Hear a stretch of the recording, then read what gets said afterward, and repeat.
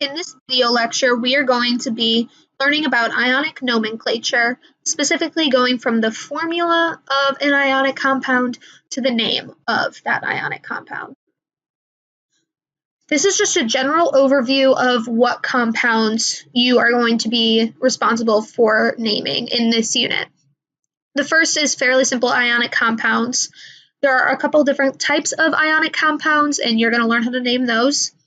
Then we're also going to talk about acids and bases. And really, acids and bases are just special types of ionic compounds, which is why they are also included in this naming video.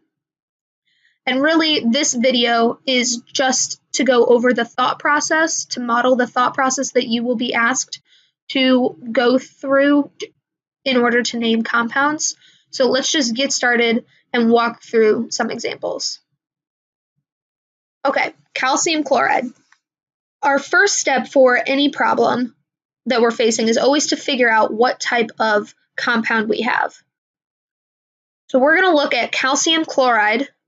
We're going to say, okay, calcium is a metal, chloride is a nonmetal. If we've got a metal bonded with a nonmetal, then overall we have an ionic compound. So we should be following the rules for ionic compounds. The second question is, what is the symbol and formula of the cation? The cation is the metal. So the symbol for calcium is Ca. And then if we look at the periodic table, we know that calcium has 2 valence electrons. It will likely form a 2+ ion. So Ca2+, that's the symbol and charge for our cation. Then we go over to the anion. We see that it has an IDE ending. And when we see the IDE ending, we should think on the periodic table, non-metal from the periodic table. So chloride is derived from chlorine. The symbol is Cl. We know that chlorine has 7 valence electrons. It will gain 1 more in order to get that octet. And when it forms the chloride ion, it will be a 1- charge. The last question is, how do we put these two ions together in order to make a neutral compound? Because that's the thing, all compounds are neutral. All compounds are neutral, and this is what is guiding. All compounds are neutral, and that's what's guiding our next step.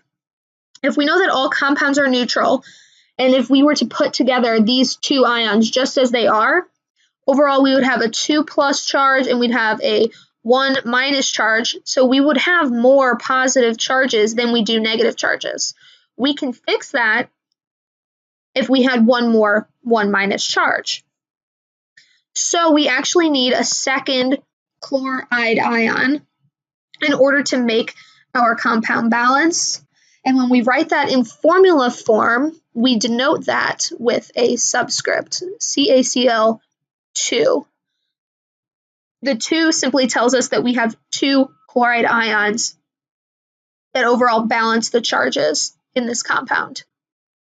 Okay, let's do the next example. Iron 3 oxide.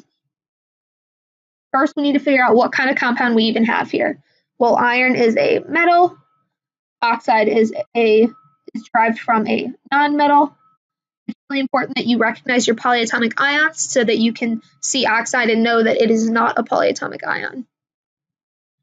We need to do symbol and charge of the cation. Well, the symbol for iron is Fe, and the charge comes from the Roman numeral. The purpose of Roman numerals is simply to tell us the charge, not how many ions we have, just the charge on one ion of iron. Specifically, it's a 3+. I got the plus because all metals form cations. So once I have iron 3+, that's my cation symbol and charge, then I can look at my anion. Again, we have this IDE ending, so we know it's from the periodic table, specifically derived from oxygen. Oxygen, when it forms an ion, forms a 2- charge. So if we're looking at these two charges, we've got 3+, 2-. Overall, we have more positive charges than we do negative charges. maybe you think to yourself, okay, well, I need more negative charges then. And we can only work with the 2- oxygens that we have. But if we add a 2-, well, now we have too many negative charges. So we need to add another positive charge. And you guys sort of see where this is going, right? In order to balance out our charges, we need to have 2 iron 3+ and 3 O2- in order to have 6 positives and 6 negatives balance each other out. So when we write that in the formula, it will be Fe2, because we had 2 3+, O3. And that is the formula for iron 3 oxide. Remember, the 3 only tells us, the 3 Roman numeral only tells us the charge of iron, not how many irons we have.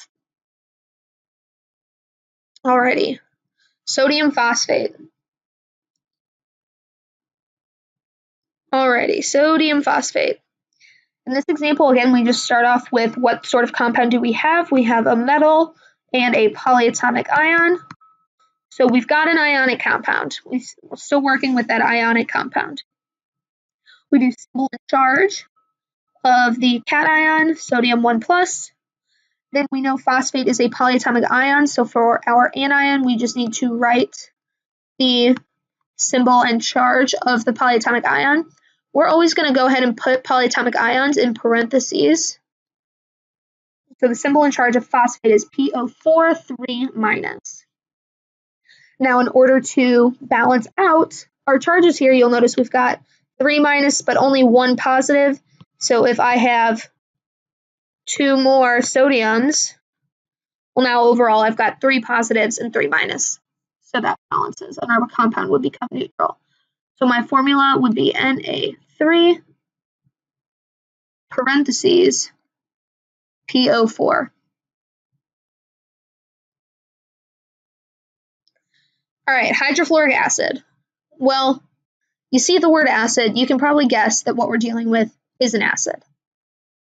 When you see acid, you should automatically think H1+. The cation for any acid is always H1+, every single time. So we're already done with the cation business. Now we need to look at the ending of the anion, which comes from this hydrofluoric business. I see that the ending says "ic," but actually this hydro piece is also important. When I see something that has a hydro prefix and an "ic" ending, using my resource sheet, I know ate to "ic," ite to us, ide to hydroic. So I know when I see hydroic, I came from an IDE ending, an ide ending. Specifically, I came from a fluoride ending. Fluoride symbol and charge is F1-. And then if I look at my charges, 1+, F1-. If I combined those, I would get a neutral compound. So my symbol, my formula is just HF. Next one, sulfurous acid. Again, I see the word acid. When I see the word acid, I identify that this compound is an acid. And then I think, okay, H1+, that's my cation. Then I look over here at the ending of my anion, and I see OUS. Well, us came from an ite ending. Ate to ic, ite to us, ide to hydroic. So us came from an ITE ending, specifically sulfite, which has the symbol and charge SO3 2-. Symbol and charge SO3 2-. You should remember your polyatomic ions. I just need to combine the hydrogen ion with the sulfite ion. I'm going to get H2SO3. I have to have 2 hydrogens in order to make my compound equal. Last example here, guys. We're almost done. Magnesium hydroxide. What I have here is a metal and a polyatomic ion. In this case, I actually have a specific type of polyatomic ion. Hydroxide tells me that I have a base, and to name bases, we just follow our normal ionic compounds with polyatomic ion rules. So I still just do what I'm doing. It's still an ionic compound. It's just a specific type of ionic compound called a base. So I write the symbol and charge of the cation, Mg2+. Then I write the symbol and charge of the hydroxide ion, OH1-. I'm looking at these charges. I see 2 positives, but only 1 negative, so I'm going to need another 1 negative. My formula will be MgOH2. This video was just to go from the name to the formula. There will be a second video that goes from the formula to the name.